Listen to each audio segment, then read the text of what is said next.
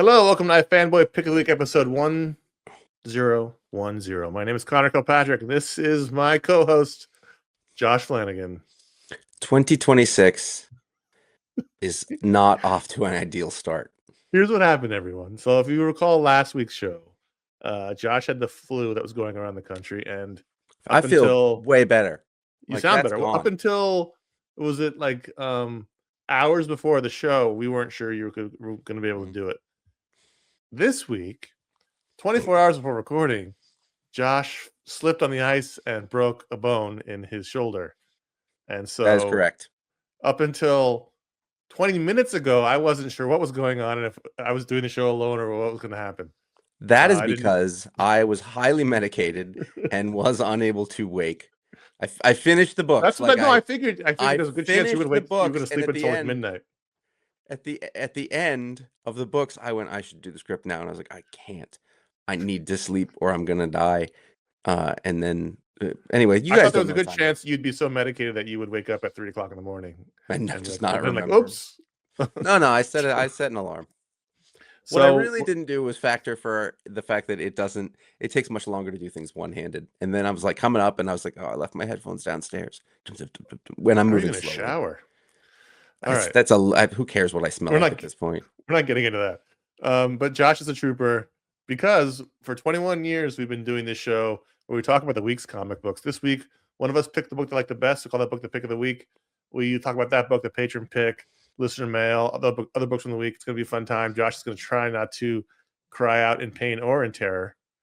I'll be fine. You know what I hadn't factored on? What's it? No laughing. Oh, okay. I'm going to need you. Joke-free zone. No joke. This is deadly serious. This is comic book talk. Here's your spoiler warning. Exercise some caution. This week, Josh, he had the pick. That would have made things very complicated. I would have had to redo the whole rundown, make new graphics. It would have been a whole mess if he hadn't made the show.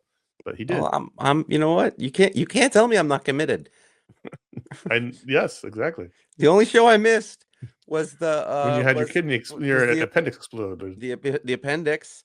That was 19 years ago. 19 years ago. And I was hospitalized against my will. So that one, I couldn't do anything about that. Right. Well, now I'm like when it comes to comics talk, when it comes to the comics talk game, I'm the fucking postal service. No one can beat us I'm the postal service. You know it. Dedication is unmatched. Mm-hmm. What's the pick? Pick of the week is Assorted Crisis Events number 8. This has been the pick of the week many times. Boy, you want to talk about a book from a creator who I have not had a great experience with, and I wasn't sure about at the very beginning, to halfway through the series just being blown away over and over again. And I am going to struggle to find a new way to talk about this. It's a little like, this is like the Image Comics Fantastic Four to me, I guess, at this point. Okay, so page 1 or 2. All right, I'm sorry. In the background, in case you haven't sort of heard us talking about it or whichever, Assorted Crisis Events is an anthology-like series about a world of loosely connected stories, only they live on the same world, where there are time stability issues and time and space and these things where everybody's sort of going through a different thing where time isn't working for them correctly the way that it's supposed to. Actually, this one doesn't seem so much time-based as... No, it's not. It's reality-based, really. Yeah, well, so either way, the first thing that you see is a very clear reference to Animal Man, whatever number where Grant Morrison has... The very first page. Yeah, where he has... is it Buddy Baker? Yep. Huh. Buddy Baker looks at you and is like, you can see me or whatever. I don't have it open right now, sorry. And my first thought right away was like, oh, don't do this. Yeah, I really was like, ugh. And then you flip the page and you find out that this guy is a comic book artist, and I was like, oh, don't do this. Because well, even though the cover gives you a lot of ways. I didn't look at it. Yes, it does, but I just thought they're trying to show me a genre, and I moved on, and I was a little like, is it supposed to be me? I had that thought for a second. And you find out that he's a comic artist and he's kind of a vagrant on the streets, and he's got a drinking problem, and then we go into what his life was like in the past, and then we sort of move forward. And right away there are direct references to the form of the comic book in terms of the gutters, the lines between the pictures, and how those, and this is where the time part comes in, is that those represent time, and they talk about that time representation, because that's what happens. That's what a comic book is.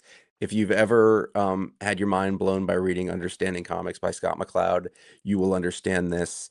It's just like with film, there's 30 frames per second or 24 frames per second, and you do not see the time between those frames. Your eye fills them in. That's what a comic book does. It takes that time and it collapses it or expands it or makes it what you need to, and we understand that as comic book readers. So talking that language right away made me go, all right, that is a little interesting, because you don't see that talked about all that often.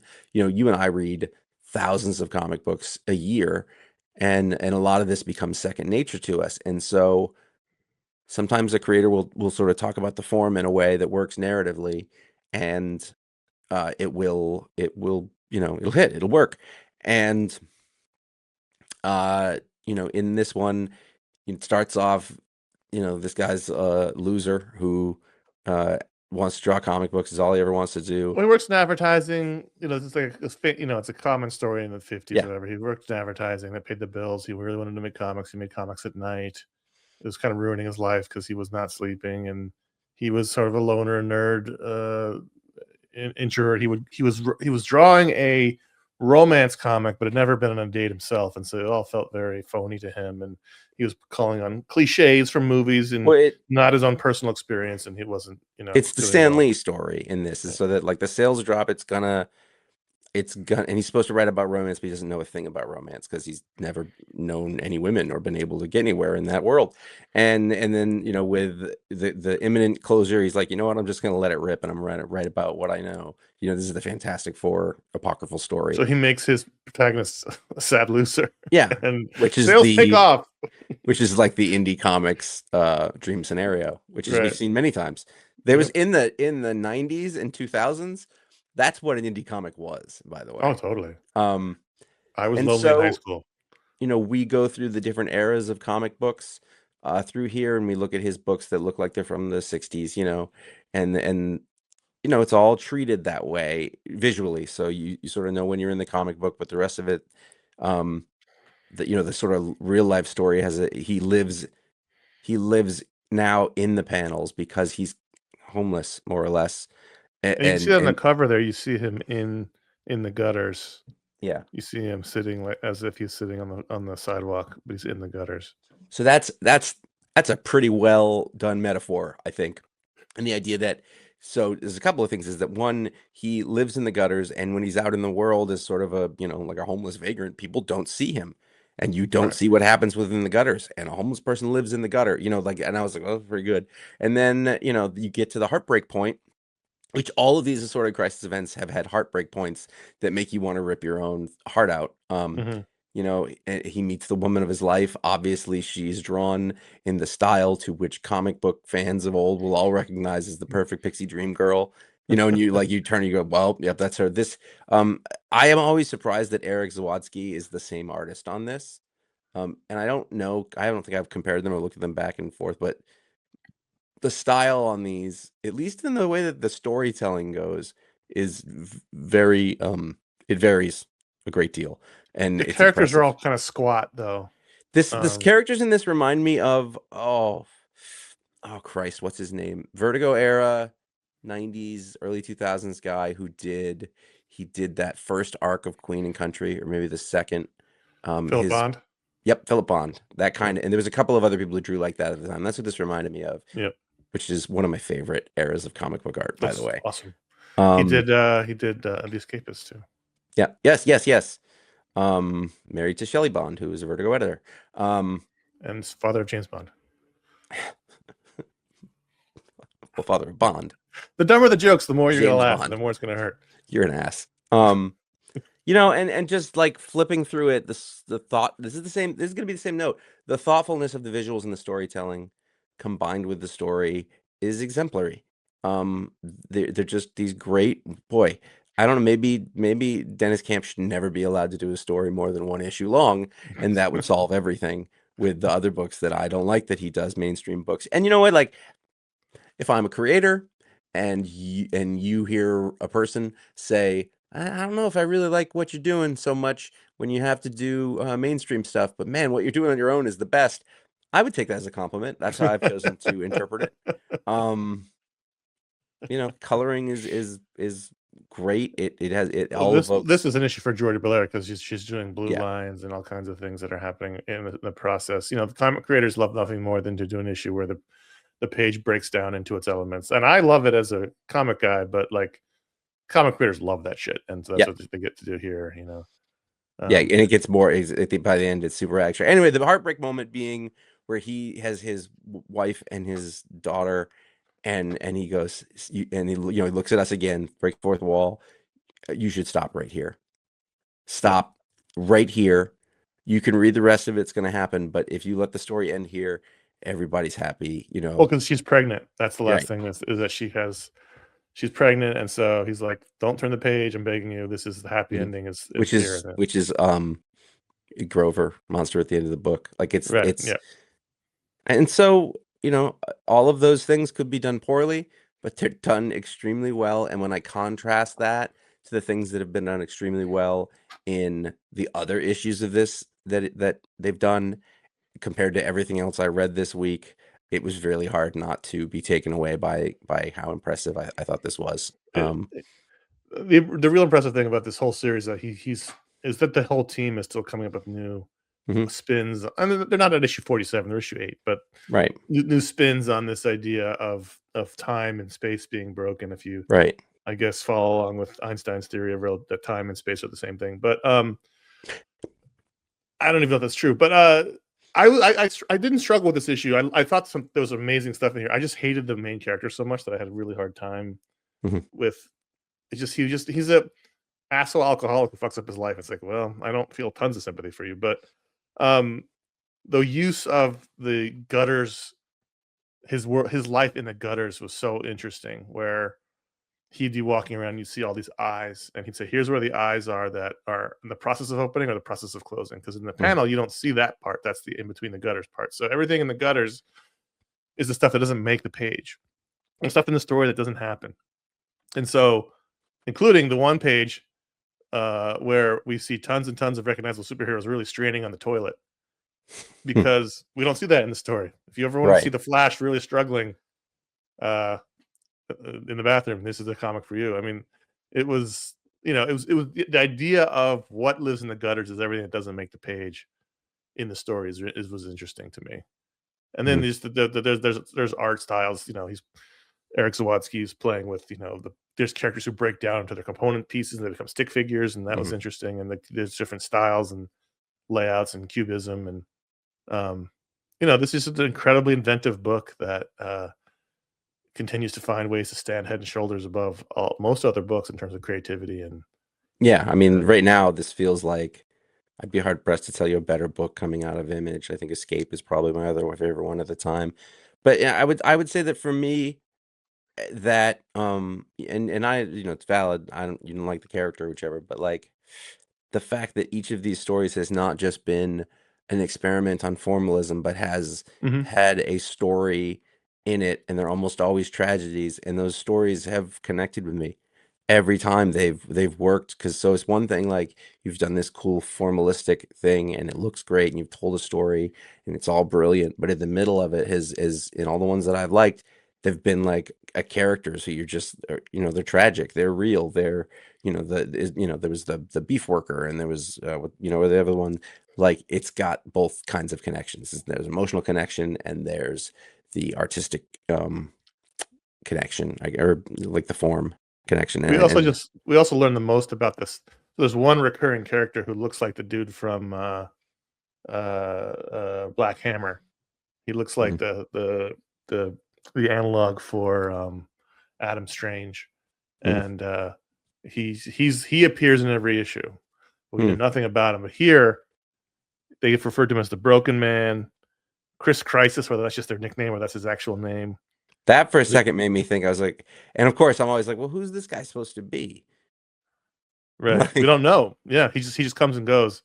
He has a special door that he no, I comes mean and like the goes in. main character, because every Oh, time there's a comic book, a story about a guy who, I mean, right. this what this guy looks like is what all comic book creators from the 70s and 80s look like today. Every one of them. So I He was like, really could have done better with dating if he shaved his mustache. He well, just looked like he looks much older with the mustache. It's really quite impressive what they do with the book. Mm. It's really just nothing more you can. I mean, it's just incredible. That I'm really curious to see what the plan is, how long this goes, Yeah. until there's a story. And then I don't need it to be, but they clearly are seeding something with this dude who's in every issue. That just let that be. Don't make this.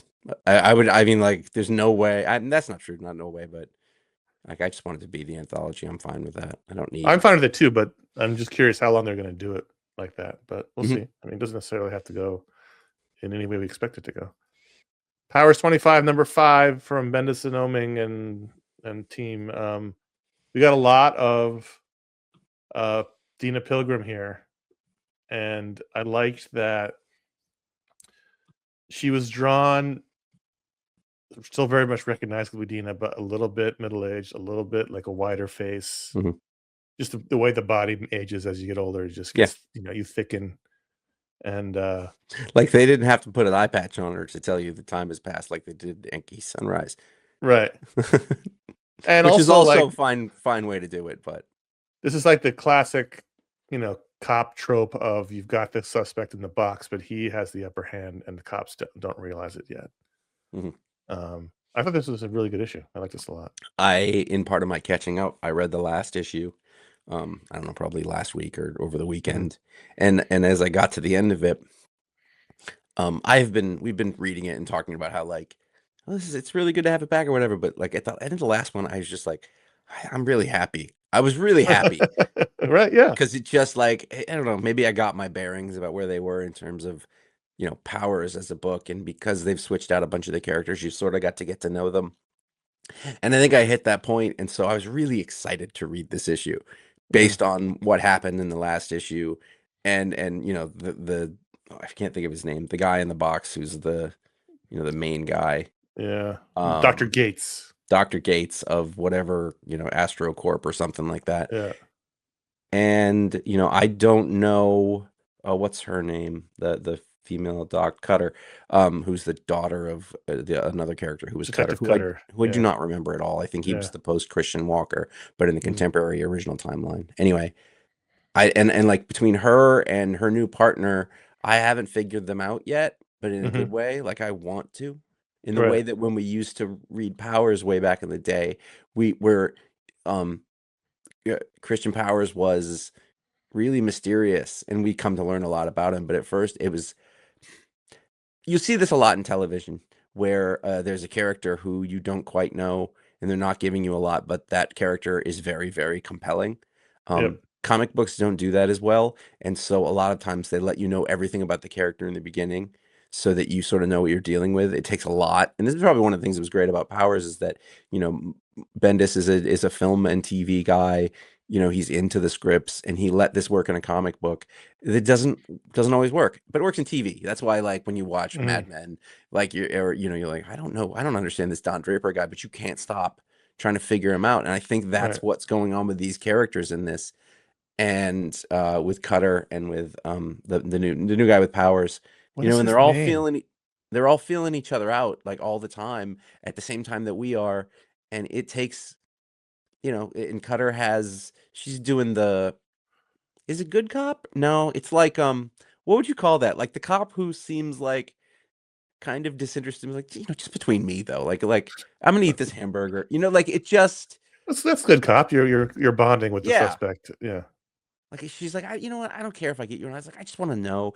And it's that, that thing in the box, and it's just, whatever. Anybody can do this or whatever, but Bendis does this really, really well, really well. And that sickly coloring that's in there the whole time, and you don't know who has the upper hand. And it's way harder to do in a comic book than it is in movie or TV. I think. I just think it has to be, because you don't have We don't have the actor to Yeah, latch you on don't to. you don't Not have the you charisma can't of the watch actor. the charisma or the movements of their Yeah. face giving away something or other. So I think, again, when we first read this book a million years ago, I don't think that I had the language or even the ability to understand how good some of this is. But Michael Avon Oeming, his storytelling here and their collaboration is just excellent. They're doing things that you need to have a connection between writer and artist. We see this with, Michael Larkin and Ed Brubaker, or, I'm sorry, Greg Rucka and Ed Brubaker and Sean Phillips. Yep. These guys just go together. They need to be. They're Loggins and Messina. Well, Sorry. you did it to yourself. I was going to say something like McDonald. And then I was like, oh, fuck, I haven't mentioned Messina. I couldn't pick Messina out of a lineup, but it was fun. I don't know what this new cop's name is. I'm scrolling through the whole issue and I'm not seeing anything. But Yeah. my favorite, I love all the stuff in the box. I mean, I'm in the middle of a homicide watch right now, and so all that's very in my mind. But my favorite bits was Dina and this guy. You can see him on the cover going out in the field. First, Dina's not supposed to be on the field anymore. I loved her whole negotiation to get back out in the field. It's a mentoring capacity. And then I just loved the fact that this guy he's new to the powers division, but he's not a new cop, but they keep treating him like he's a rookie cop. Right. Yeah. No. Yeah. Absolutely. Like, so this is your first case. It's not my first case. Here's what you should do. I'm not new at this. I'm just new in the division. Yeah. And then she's like, but how do you know you don't know how to fly? Like all these classic Bendis scenes, these classic jokes, really, really funny stuff. I loved all of it.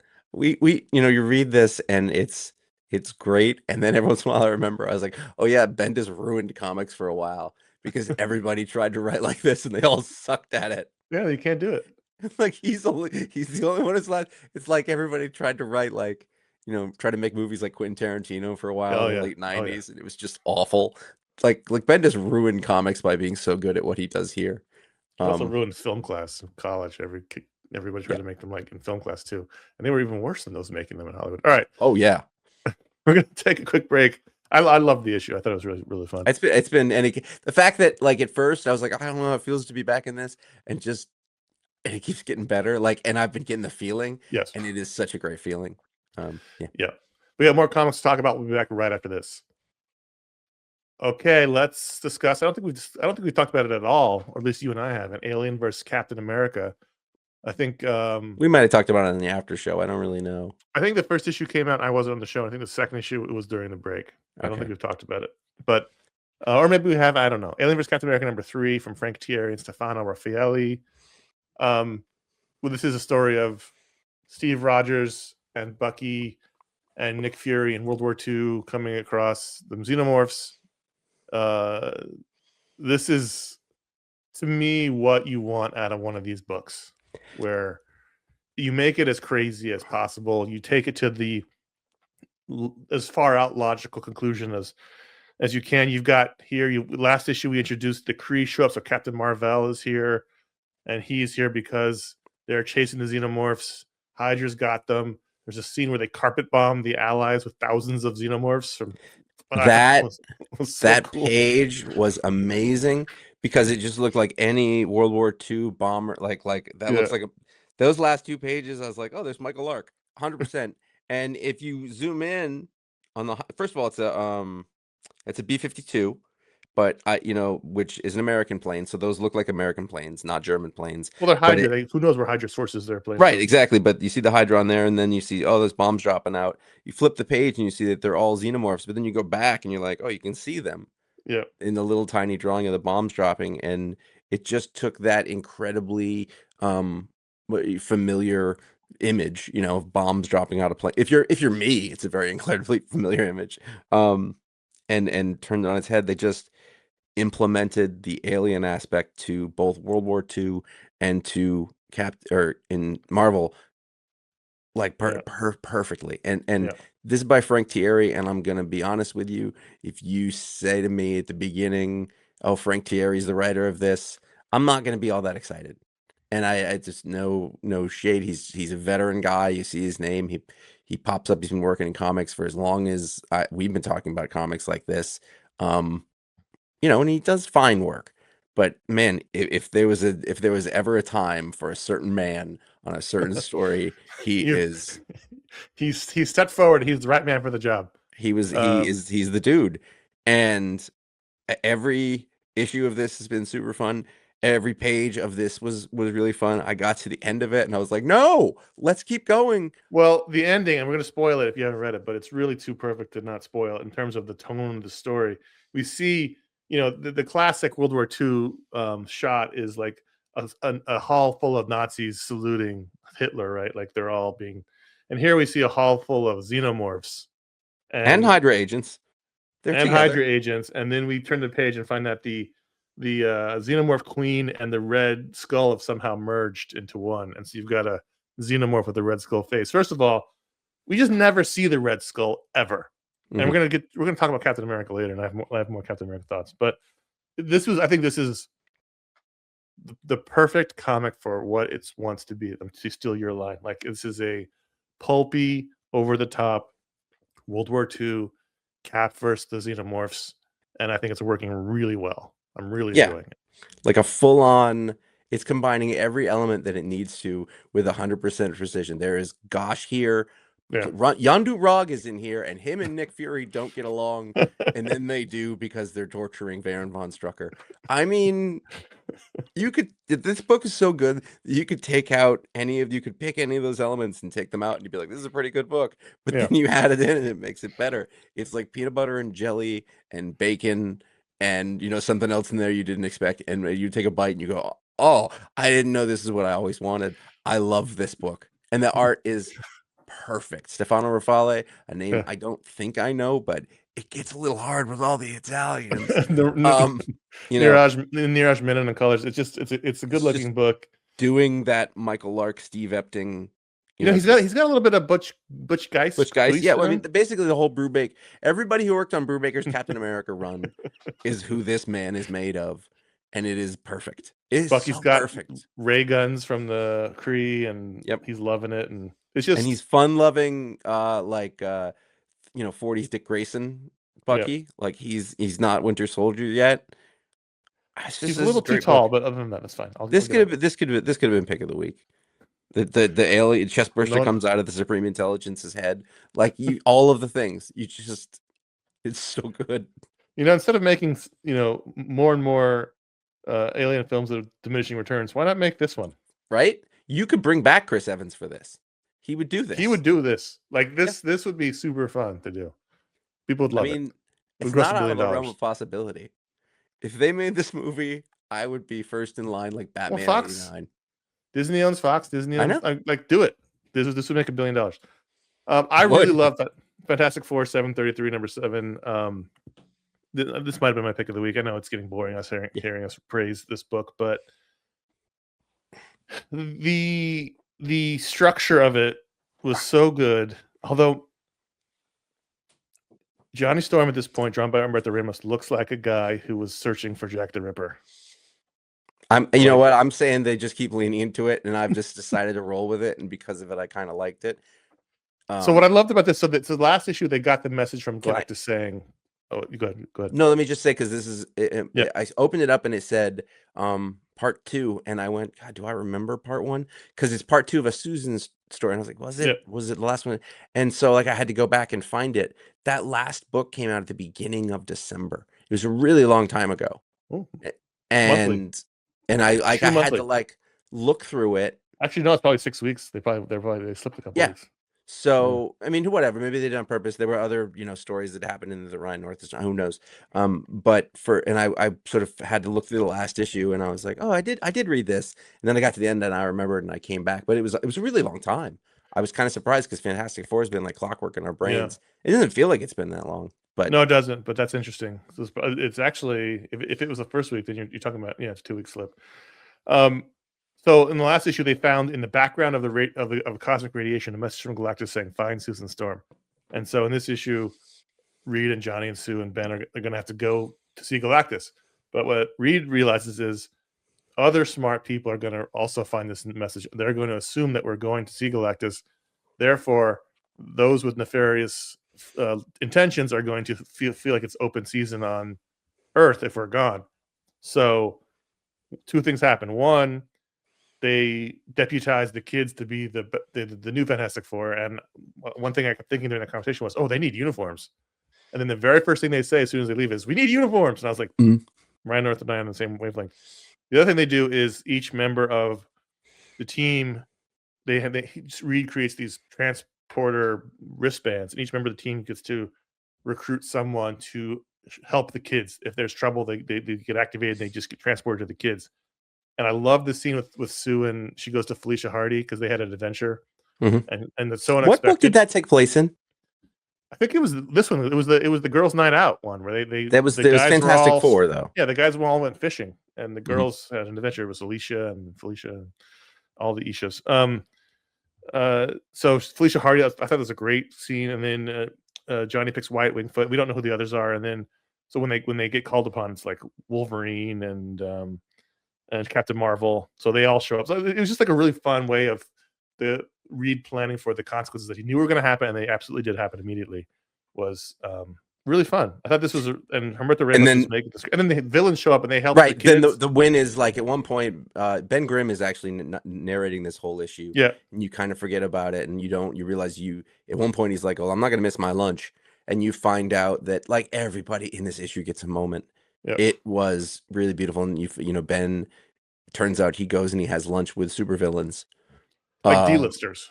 Yeah, like regularly, and like they're friends, and they all keep it on the Wally West Flash thing. Yeah, and you know they're the ones who come in to sort of throw because the Mad Thinker had anticipated Reed's move, and so he had ways to counter Wolverine and Black Cat and Captain Marvel. What we didn't factor in was Ben recruiting villains, and so the villains show up and kick his ass. I thought this was just a great issue. I'm continually impressed by this book, and I know it's old news, but it's really probably the best superhero book. If I'm really put a gun to my head.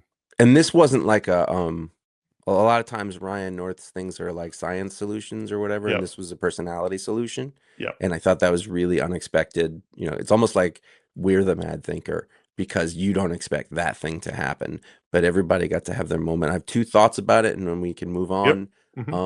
I think that way back, Ryan North had somebody say something about Sue Storm declaring like, but you're the leader of the team, as if it has always been so. And in this, she's the most powerful person. And even though she's not more intelligent than Reed's intelligence is all put towards science and things like that. So she gets to be the leader, which was also what was aped in the movie. And I think it's a really good move. I think it works really, really well. I like it. It makes more sense to have Reed's the thinker guy. He's in the back. He's Q. You know, he's not Q and Bond, and it works better like that. If you watch the movie, he can't fight anyway. Right. All he can do is step very lively. Right. Well, that's true.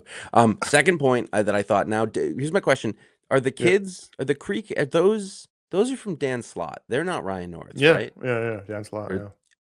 Because as I watched them, as I was reading this at the beginning, I thought, you know, they haven't fleshed these kids out at all. Well, they were much more prominent in Dan Slott's run. Right. Ryan North has sort of I'm not going to say shunted to the side, but they don't show up that much. Right. And in Dan Slott's book, they were in every issue. Yeah. Whereas here they show up occasionally. So they haven't had much character development in a while, I realized. Sort of, and this is in danger of being in that Superman problem we've had recently, which it's totally in that problem. Yeah. I mean, like, it's still like, well, what it does is it lets Ben Grimm be a father figure, and he has been all along, so that works really well. And him and Alicia's relationship has gotten more interesting because of them and more realistic, I think. But the kids are still like an afterthought in a way. So hopefully they can do something around with them. I don't know. We've kind of just do they? I feel like they just occasionally still show up to and remind us they're still around, but they aren't around anymore. I mean, they're all off separately to a certain extent. But if there was like a bit where it's all a mess. Well, that's what's happening. No, I don't know. I want to ignore the kids from Philip Kennedy Johnson's run entirely. Those are those I'm talking about. Those kids. Yeah, right. I know. I'm okay with Alicia and Ben's kids. They're more tolerable. Kids. Yeah. The Fantastic Four is a family book. It's been from the beginning. It's and it's always different from taking a book that's not a family book and making it a family book. Right. That's different. Another quick break. We're gonna have talk about family amongst ourselves. We'll be back right after this. It's plain. Okay. That was The a Amazing lie. We Spider- didn't talk about family. Literally, no time has passed on our edge. That gutter right there that we were talking about earlier. I mean, Shh, don't no reveal our time at all secrets. passes. The Amazing Spider-Man. It was time dilation that happens in the ad break. 984 or 20. This is now we're back on Earth. We're back with Harry and Norman Osborn. It's John Romita Jr. and this script is wrong because there was a bunch of artists and inkers. I forgot to update it. Paco Diaz, Todd Nock were the other artists, and then Scott Hanna was he's inking Romita's inker. Yeah. Um, Sorry, guys. I am gonna. Here's my 2 points about this book. Here's why I included it. Everything I have to have 2 points. If I don't have 2, we don't talk about it. If That's this fine. part of the book was on its own, if this was Amazing Spider-Man, I would have dropped it by now. Just that's what I realized. I don't know another book that has alternating sides that are written by the same person where I hate one of them as much as I love the other one. It is insane. We liked the last issue, to be fair. We did like the last issue. No, well, that's because Joe Kelly's an amazing writer and John Romita is a legend. This was a fucking mess. There were 3 artists on it. They didn't look anything like one another. Todd Nock and Joe Romita could be no more different. Right, but then like at the beginning, when they're having the big fight, Romita has Spidey's suit all ripped up, and the next page they switch artists and the suit's like cleaned up again. Yeah. It was. I mean, like I understand. There was a deadline issue. Somebody couldn't do something. John Romita is not a young man. I don't think Todd Nock is either. It's funny. In my head, they all are. But it has. Yes, they are. No, I know. You know exactly. Everybody in my head is the picture that used to be in Wizard magazine. Everyone in my head was we met 20 years ago. They're all still 25 years old. John Romita was 70 then. It's amazing. Junior. You can put some of my monthly book up. But and then this book only works because they do 2 weeks on and off with the storyline, so it had to get done. But it was a hack job. It was pretty rough. What did you think about the last page in which Norman is impaled by a thing next to Spider-Gwen and Stacy? What I thought was that there's a symbolism of that. Yeah, I get it. But what I also thought was that the storytelling of him getting stabbed was awful, and I couldn't tell what happened. I was like, did she stab him with a like a robot arm that she had in her hand, or what? Like it didn't read. Here's the one good thing that happened in the issue. And I love Todd Ben Reilly left. Yeah. He pieced out. Well, no, I mean, like Ben Reilly left and maybe Norman Osborn left, and I can get a breath again, both literally and figuratively. It was a problem. It was not a good issue. Yeah. So, and I leave this as contrast to the fact that, man, you guys love, and I was mad at this book. I was like, come on. And it's practical concerns, I'm sure, but DC KO Green Lantern Galactic Slam #1. This was a special DC KO one shot. Oh, double size. Yes, double size. You didn't read this, right? No. Did you weren't reading The Flash when Jeremy Adams was writing it, right? Nope. So, okay, he had an arc in that run that I really liked a lot that involved the Flash accidentally getting pulled into a galactic wrestling tournament, and it featured a character who's basically Galactic Hulk Hogan. You can see him on the cover. He's the guy with his back to us holding one finger up, and he's got a Hulk Hogan mustache. Yes, he is. He was really delightful. As someone who grew up with WWF in the 80s, loved Hulk Hogan, the character. Mm-hmm. I kind of let myself enjoy it and dug it. So here, Green Lantern, Kyle Rayner, and Superboy, Connor Kent, and that whole team from the previous run on Jeremy Adams' previous run on Green Lantern, they're in the midst of TCKO, and a parademon knocks Kyle into a portal, and he ends up in the same tournament. This tournament exists sort of outside of time and space. It exists sort of in like DC's Bleed, and so he ends up in crashing the match with this guy. And after it's over, he's like, "We can't take you home. We exist outside of reality. Like this thing pops up 1,000 years in the future, 1,000,000 years in the past. We can't pinpoint where we want to go. We just go wherever it takes us." And while they're there, they're causing massive damage to whatever planet they're having their match on. So they go to a planet, they have their championship match, and then they leave. But while the match is going on, the people fighting are fucking up the whole planet. That ends up being important later, but I'm not going to get into why. But it was just really fun, and I just I'm not a wrestling guy now or anymore. But when I was a younger kid, I liked it. And this really sort of has the love of wrestling all through it, and the character of I'm just gonna call him Hulk Hogan is really funny and really Space Hulk Hogan. It's Space Hulk Hogan, but he has like a really dumb but awesome Omega Bam Man. And listeners at home, he's started to laugh. He's holding his shoulder where his arm is broken. It hurts a lot. So I quietly. He calls people bro. Instead of one bro, he double bros it, bro. I really enjoyed this. Like, if it had been a light week, Josh, and you hadn't almost killed yourself, I would have told you to check it out because it was enjoyable.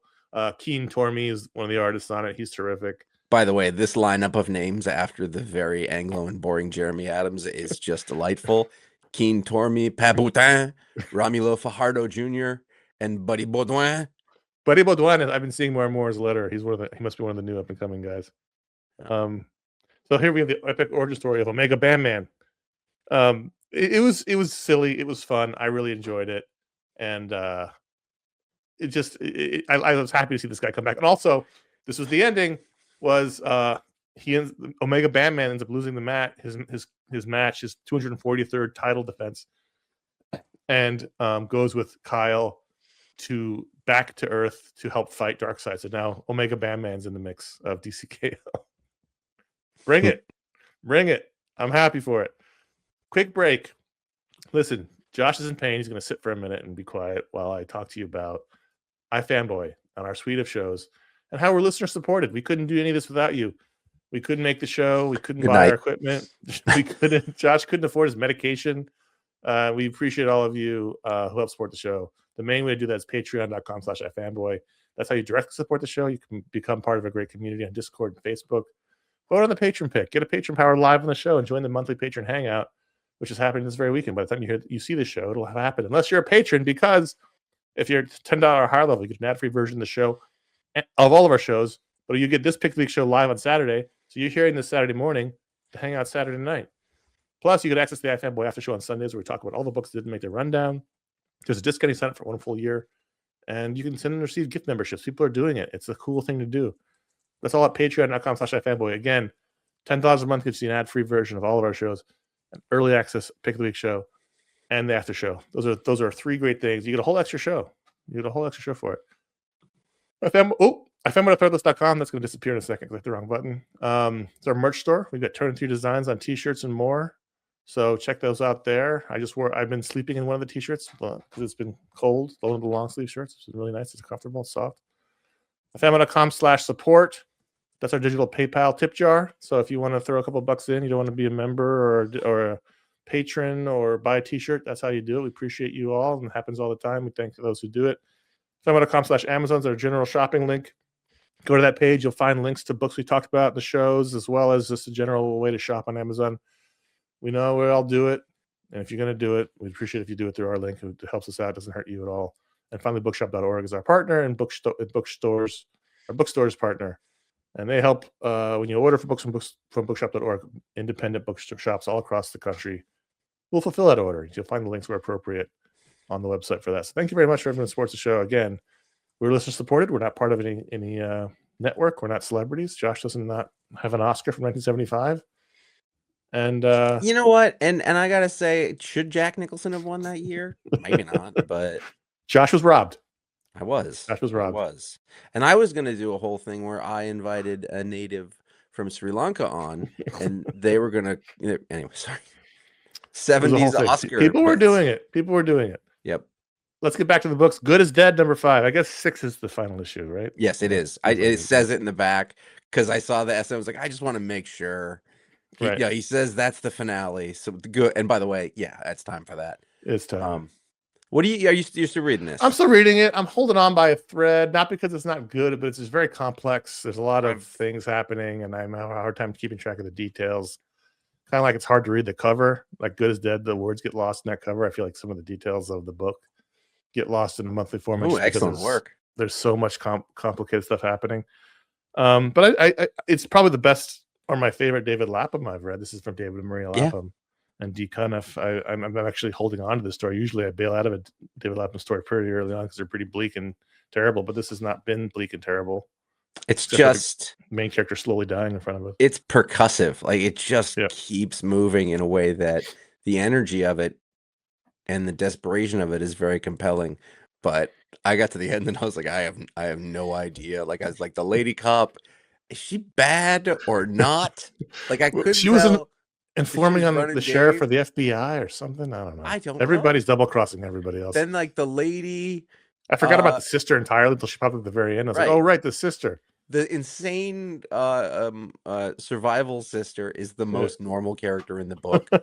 Like the lady who's the Hatfield McCoy lady, you know, like the other, like she shows up and I was like, wait, are we gonna find out like that's her that's the sheriff's mother? And they kind of almost alluded to that, but she's like, well, I was in love with your father. And I was like, what the fuck is like it is a fire hose of drama. Yep. And I'm enjoying it for that. But as far as what's going on, I got no idea.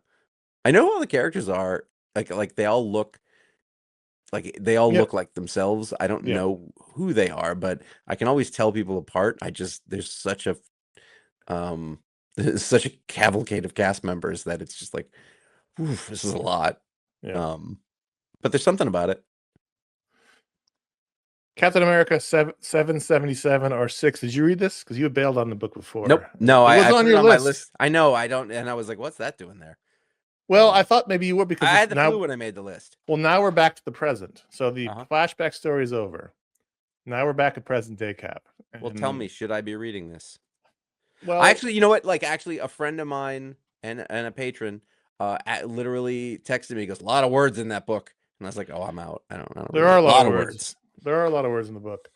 But we're back in the present day, and Cap is living in Washington with Sharon, and they might be having relationship issues. Cap gets in a bar fight from beating up some lobbyists who are assholes and talking about profiteering off the fall of Latveria, and so he beats them up and gets thrown in jail.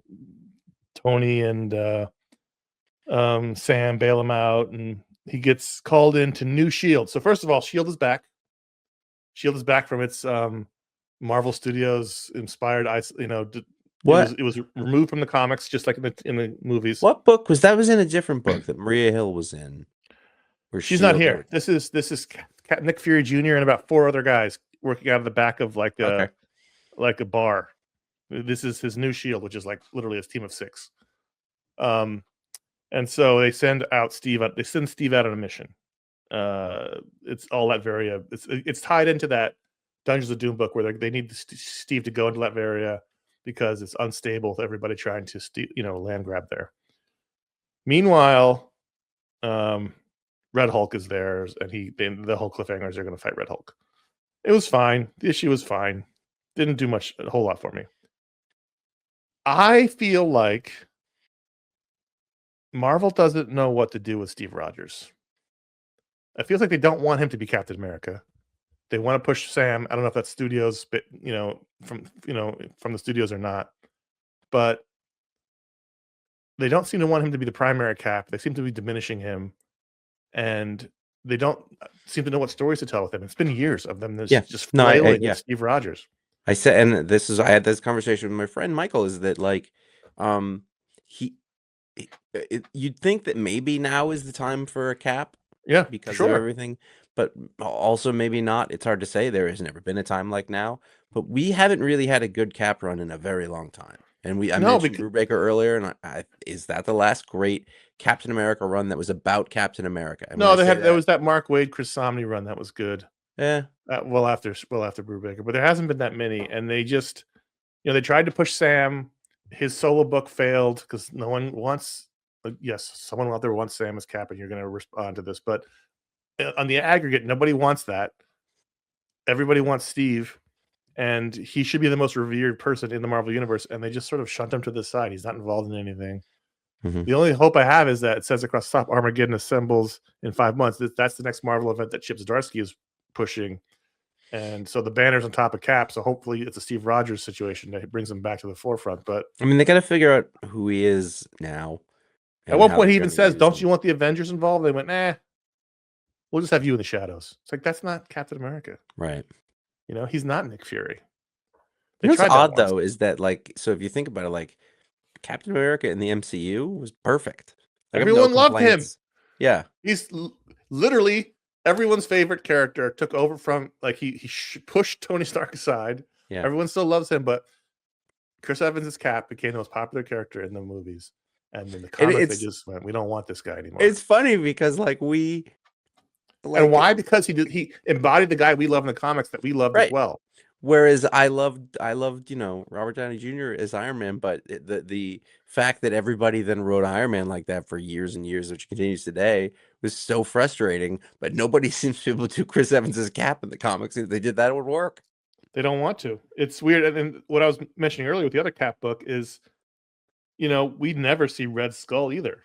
It's like there's a fear in doing these Steve Rogers characters for whatever reason. I don't know if they think Red Skull's going to offend people or what, but you're doing Hydra. Hydra's a thinly veiled Nazis. Why? What's the problem with doing? It's not as if you're going to tell me Red Skull's secretly a hero. He's a bad guy that Cap punches in the face. That's the whole point of him. We spent so much time with the evil Cap, which didn't work. The other Steve Rogers, who gets referenced in this issue. God, just stop referencing him. Well, he was the villain in something recently. He was. Yeah. I just find it fascinating that clearly Sam as Cap isn't working from a sales point of view. I think. And so, but they won't push Steve back into the front, and so they give him these weird stories, flashback stories, and sometimes they're good. They thought putting J. Michael Straczynski on it was going to bring him back. Yeah, I don't know. That entire run took place in a demon world. Again, he wasn't even in the Marvel universe.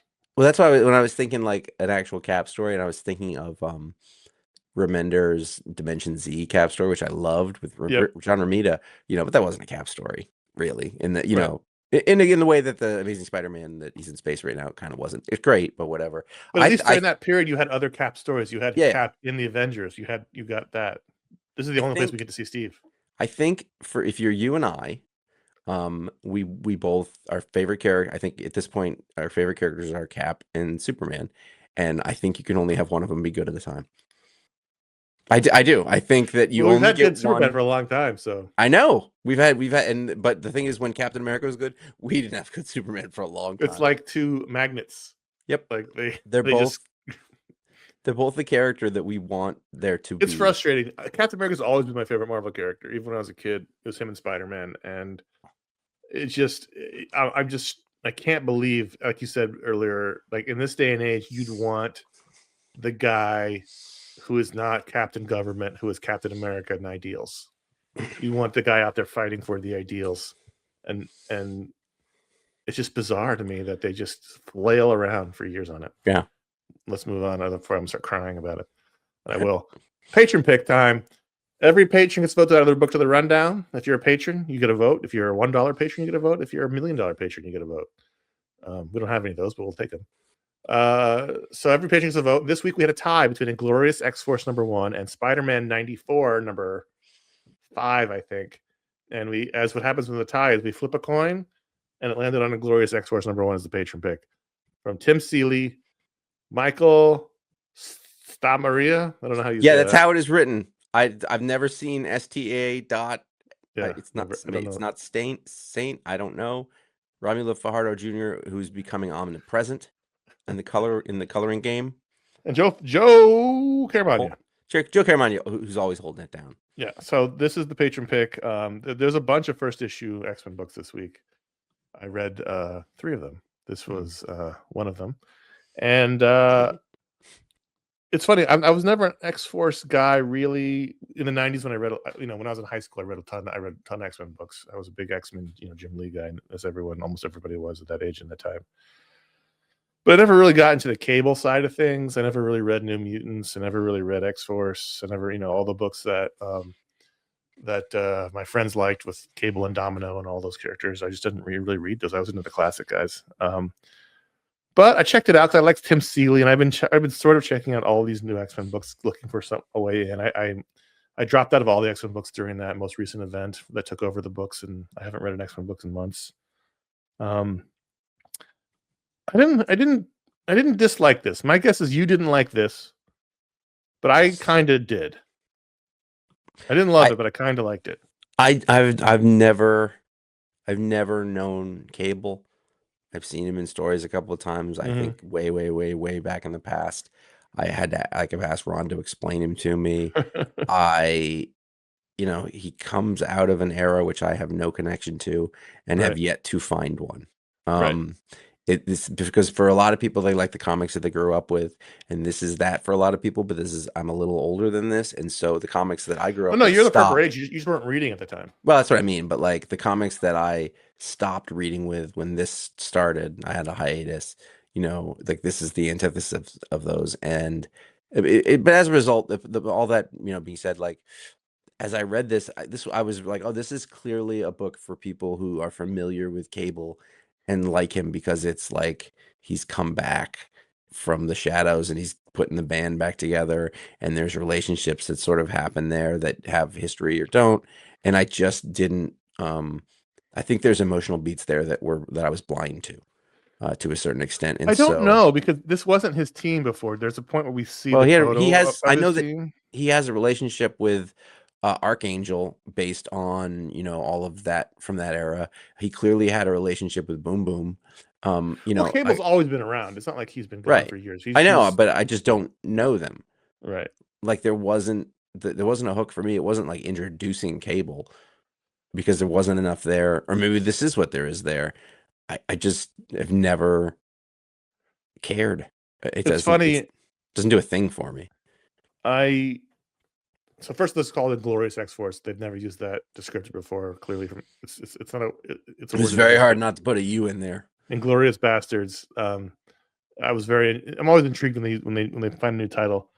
The cover shows Archangel, Boom Boom, and Helverine, and I was like, "Who the fuck is Helverine?" I knew there was a series and I didn't know what it was, but right away he said your father, and I was like, "Oh, it's that one." Yeah, as soon as they said your father, then he turned off his Helverine. He's like Ghost Rider, and he becomes Daken again. I was like, "Oh, fucking Daken."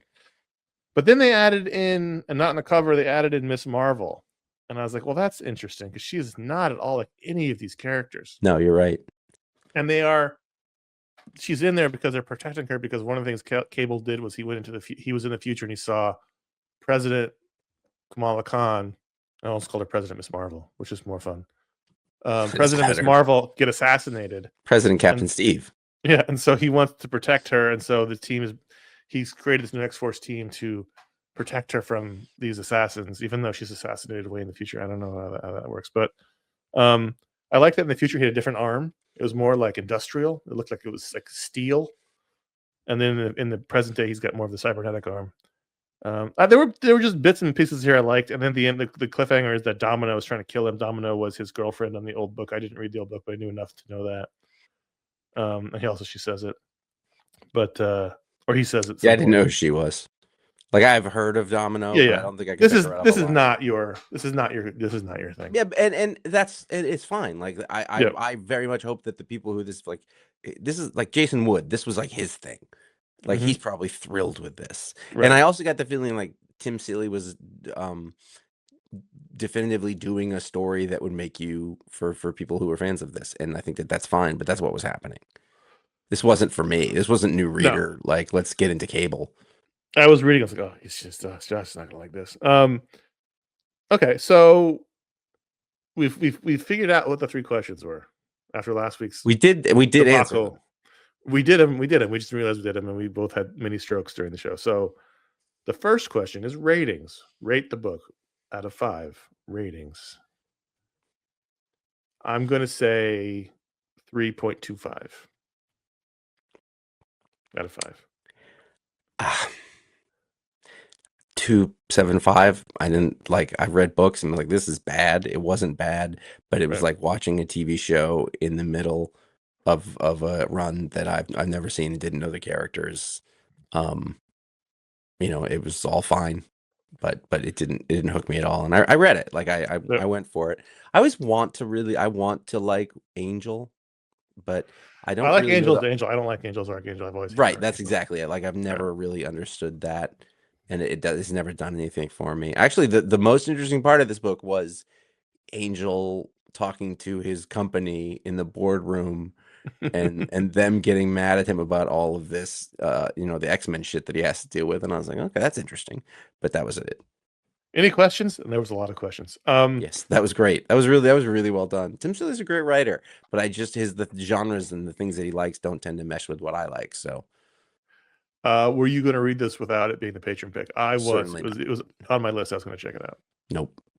Is it like an X-Men reboot thing going on? Well, they're starting over because they had the event that was like Right.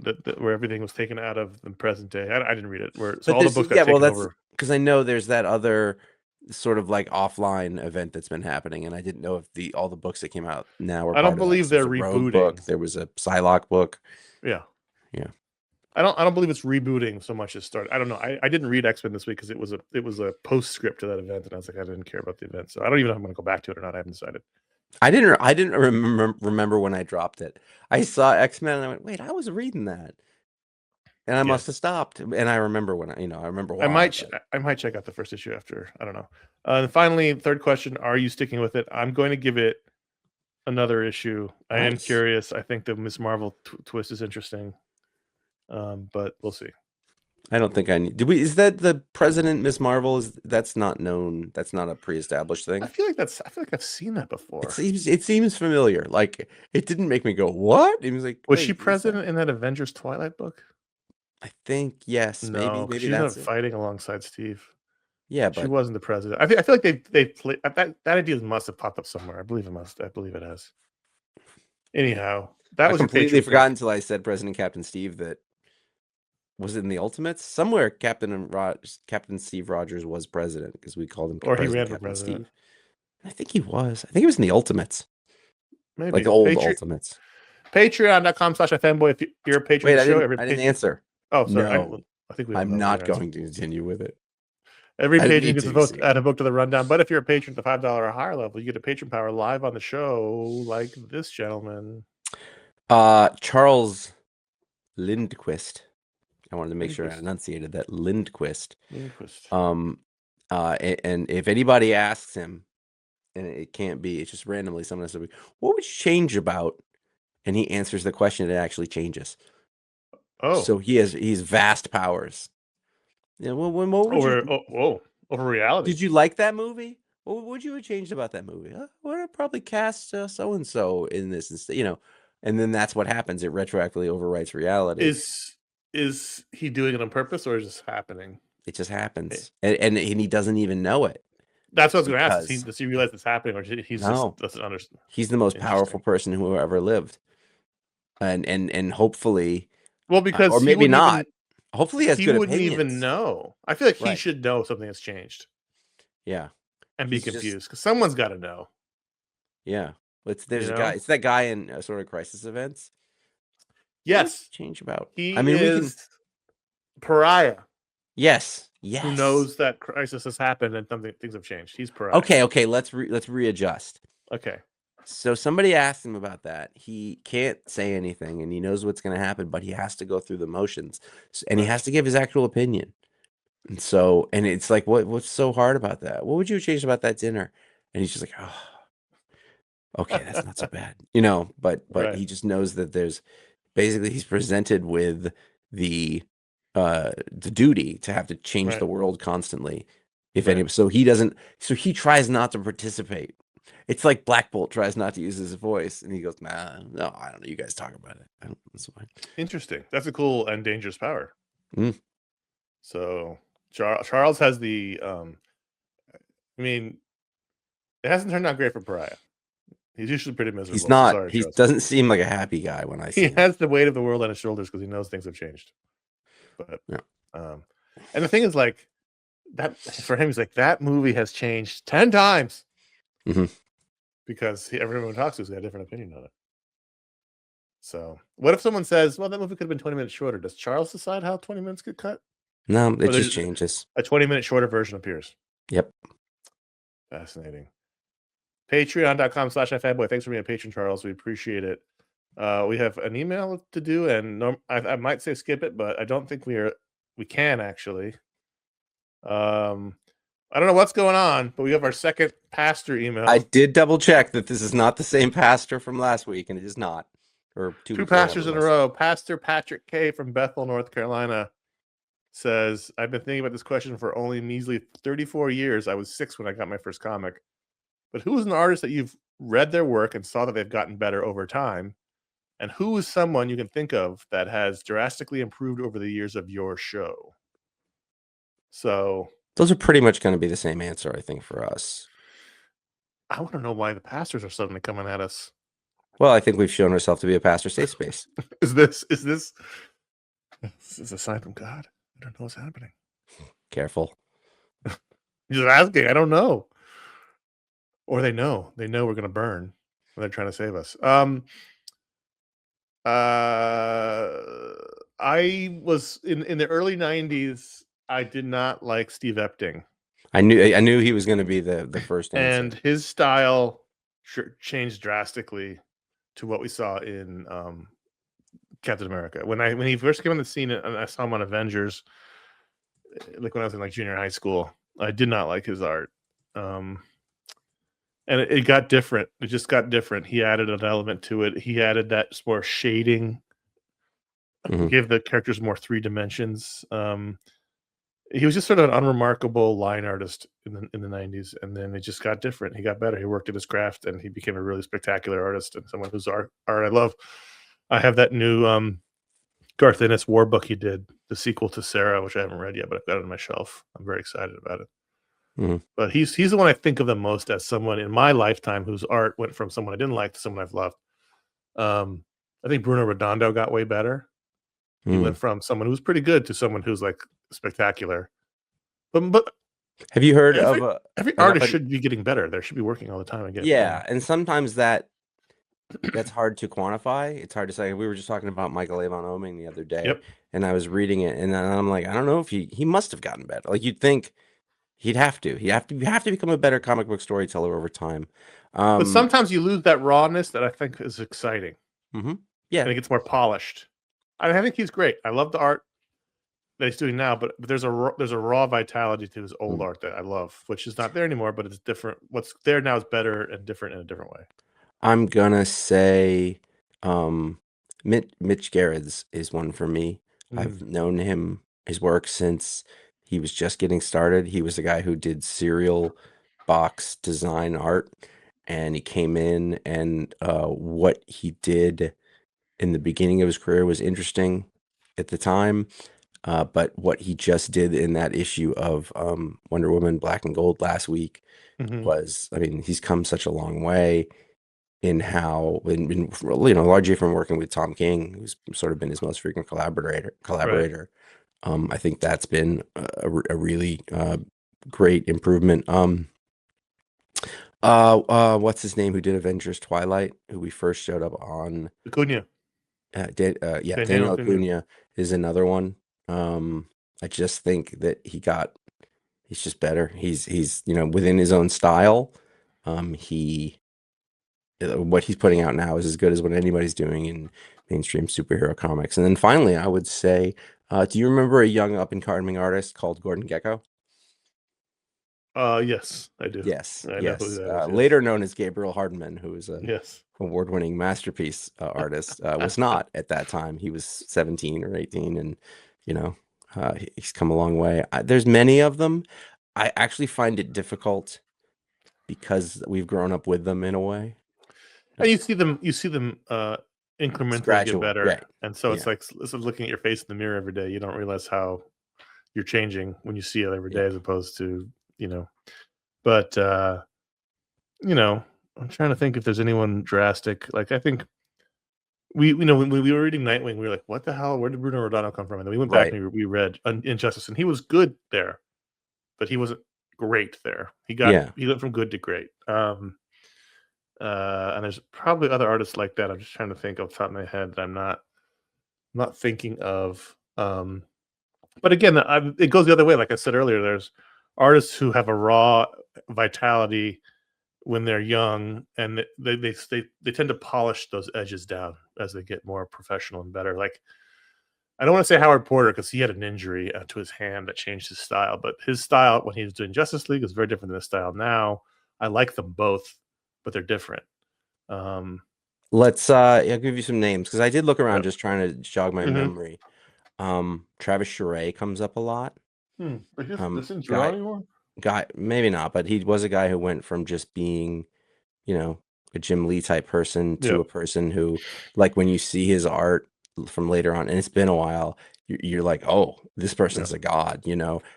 Some I've seen Howard Porter mentioned, Yep. who was fantastic, got injured, wasn't Yep. great for a while, and sort of came back around. In the same vein, Jeff Johns' partner on Flash, Scott Collins, another guy I think, got amazing. Yeah, I mean, there's a ton. I mean, you could even you know, say Daniel Warren Johnson from the first thing you ever see is Murder Falcon. You're like, this is really interesting, to the work that he then does in the past few years, which is, you know, stellar. There's a lot of them. Yeah, and if I they're mean, any good, Frank Miller. You go either way with it, depending what you think. But like, you know, yeah, Frank Miller's interesting. That's a longer discussion, but yeah. Yes, it is. Thanks for writing in, Pastor Patrick.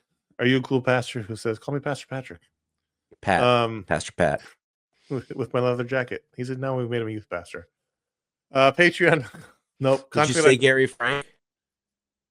I mean, if you remember Midnight. Yeah, but it's just like it just refined. It just got refined. Well, he just got better. Yeah. Yes. He was always great, though. That's right. I'm trying to think of people who weren't great always. People who were just fun. They were fine and they got great. I mean, Chris Somney's art was always great, but I think he got great. He got better. He got great. Go back to Queen and Country. We really liked it. Yeah. We wouldn't have been like, this is the best guy in comics, you know, which was what you'd say. Exactly. Now. So he got great. So that's the answer to that second question. Like in your time doing this show, like he's, you know, he was a guy in the elevator and then became who he became. Thanks for writing in. We want to hear from you. Contact at iFanboy.com is how you can get on the show. You can also get on our Media Explode show by writing Media Explode in the subject line. We appreciate you and love you, and we love having the emails. It's one of our favorite parts of the show. Let's quickly talk about what else we've got going on. Just behind the show in the feed, right behind the show is our Media Explode for January. We talked about what we enjoyed over the holidays and also a little bit about the legacy of Rob Reiner's directing career. That show went long. It's about an hour, 15 minutes, because we had a lot of talks to talk about, including 15 whole minutes on Song Song Blue. If you haven't seen Song Song Blue and you're planning on seeing it, please skip it because we went granular on every plot point on that one. We had no choice. So Kate Hudson nominated. Kate Hudson nominated for an Oscar this morning. Coming up this coming Thursday, January 29th, is our January Booksplode on the Avengers annual number 16 from 1987, when Josh and I were 10 years old. Yes, it's a Booksplode on a single issue. No, we're not going to do this every month. Yes, we're doing it this one special time. Maybe we'll do it again in the future. We're going to probably do 12 Booksplodes this year, so we might mix it up with single issues. We don't know. We're not making any hard and fast rules, but that is what's coming out for you. I'm very excited to talk about it with Josh coming up. Let's do that. You can find our library of over 1,500 shows over at iFanboy.com. Over our podcasts are sold. Never miss a show. We'll find out what the pick of the week is before the show comes out by following us at iFanboy Comics on Instagram and Threads, and at iFanboy.com on Blue Sky. Individually, we are CS Kilpatrick on Instagram and Jay Flanagan on Instagram. The only place you can find us is those two places. And don't miss former iFanboy writer Jeff Reed's video deep dives into comic book history with every Tuesday and Friday across our social channels and our YouTube account or page or whatever you want to call it. You can consider writing us a review wherever you get your podcast, star rating, whatever it is. That still helps us to this day. In fact, I think you know, folks doing that regularly over the years have probably kept us you know, in a place where new people can see us, because if you think about it, you know, there was a point where celebrity became the driving factor of podcasts, and so the fact quick. Yeah, really quick. But celebrity is the single most important export the United States has, I believe. So staying in a place where people can still discover the show for two random jamokes really requires that you folks do that, and you do, and I appreciate that. But if you haven't, please check that out. You can subscribe to youtube.com You can subscribe to youtube.com/iFanboy, where you can watch the video version of this show, and you can watch all of our old video show archives from the show we did from 2007 to 2012. You can find all of Jeff Reed's videos. And then finally, if you are a patron at the $10 or higher level, you will have available to you our iFanboy after show, where we're going to talk about the books that we read this week that didn't make this rundown in a brief fashion. 20 but minutes. you get your money's worth from it for sure. Yeah. And sometimes there's nothing to say about those books, and then sometimes surprisingly there are. Depends on the books. Format. Yeah, it's a loose format. We're a bit more casual. Sometimes I sit back like this, like it's just it's Josh will spark one up. It's just a fun time. I like an after show doob. You might need one now. Thanks for listening. I've considered Josh, for hanging in there and coming in with a broken shoulder. And pretty cool, right? Broken shoulder. Did you try super glue? It's not that kind of. Yeah, just rub it in there. Oddly push enough, it in the crack. There's super glue spread out and dried all over my back. It's a problem because I can't reach my arm up to get the shirt off, and now I'm in a lot of trouble.